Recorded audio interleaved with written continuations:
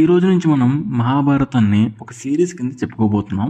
ఈ సిరీస్లో చాలా ఎపిసోడ్స్ ఉంటాయి. మహాభారతం మొదటి ఘట్టం నుండి చివరి ఘట్టం వరకు మనకు అర్థమయ్యే మన భాషలోనే చెప్పుకుందాం. ఈ మహాభారతం స్టార్ట్ చేసే ముందు మనం ఒక మెయిన్ పర్సన్ గురించి తెలుసుకోవాలి.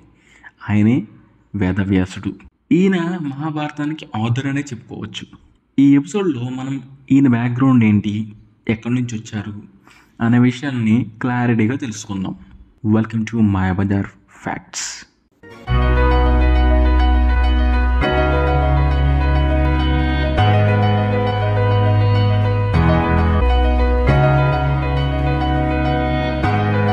ఈ వేదవ్యాసుని అసలు పేరు కృష్ణ ద్వైపాచార్యుడు. మన వేదాలను 4గా విభజించినందువలన ఈయనకు వేదవ్యాసుడిగా పేరు వచ్చింది.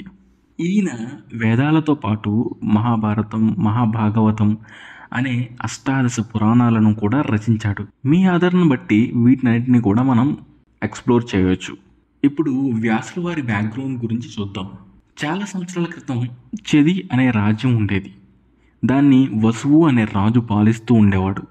ఒకరోజు వేటకు వెళ్ళినప్పుడు ఆ అడవిలో చాలామంది మునులు తపస్సు చేస్తూ ఉన్నారు. వాళ్ళని చూసినప్పుడు రాజుకు కూడా తపస్సు చేయాలని అనిపించింది.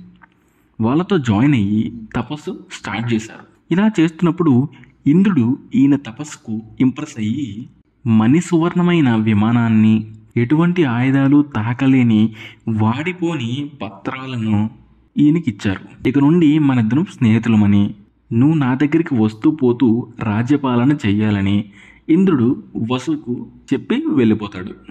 ఆ వసురాజు ఆ విమానాన్ని ఎక్కి పైన అలా ఎగురుతూ ఉంటాడు కనుక అతన్ని ఉపరిచరుడు అని అనేవారు. ఈ రాజు నివసిస్తున్న ఊరికి పక్కన సుక్తిమతి అనే నది ఉంది. ఈ సుక్తిమతి నది పక్కన కోలాహలుడు అనే పర్వతం ఉండేది. ఈ కోలాహలుడు ఈ నదిని ఇష్టపడి దాన్ని అడ్డగిస్తే వసురాజు ఈ పర్వతాన్ని కాళ్ళతో తీసేస్తాడు. ఈ కోలాహలుడు శక్తిమతి కలుసుకోవడం వలన వీరికి 2 పిల్లలు పుట్టారు. గిరిక అనే అమ్మాయి, వసుపదుడు అనే అబ్బాయి. శక్తిమతి వీళ్ళిద్దరిని వసురాజుకు కానుక ఇస్తుంది. ఈ వసురాజు గిరికను పెళ్లి చేసుకుని వసుపదుడిని సైన్యాధిపతిగా, అంటే బాహుబలిలో ప్రభాస్ లాగా అనమాట. ఒకసారి వసురాజు వేటకు వెళ్తాడు. అప్పుడు అతనికి తన భార్య గుర్తు రావడంతో తన వీర్యం అంటే స్పెర్మ్ బయటికి వస్తుంది.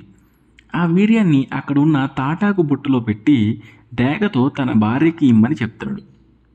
అయితే ఆ డేగ దాన్ని తీసుకుపోతున్న సమయంలో వేరే డేగ అది ఏదో తినే వస్తువు అనుకుని దాన్ని లాగుతుంది. అప్పుడు ఆ బుట్ట కింద ఉన్న యమునా నదిలో పడుతుంది. ఆ నదిలో ఆద్రిక అనే యువతి బ్రహ్మదేవుని శాపం వలన చేపలా మారి ఉంటుంది.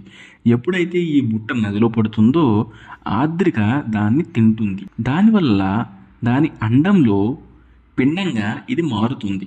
10 నెలల తర్వాత చేపలు పట్టేవారు అక్కడ వలవేయగా అది బయటకు వస్తుంది. అప్పుడు దాని కడుపుని చీల్చగా అందులో 2 పిల్లలు ఉంటారు, అమ్మాయి, అబ్బాయి. వారిని అక్కడ రాజైన దశరాజుకు ఇస్తారు. ఈ ఆద్రిక మనుషులను చూడడం వలన శాప విమోచనం అయ్యి కన్యగా మారి దేవలోకంలోకి వెళ్ళిపోతుంది. అందులో మగబిడ్డ రాజ్యానికి రాజు అవుతాడు.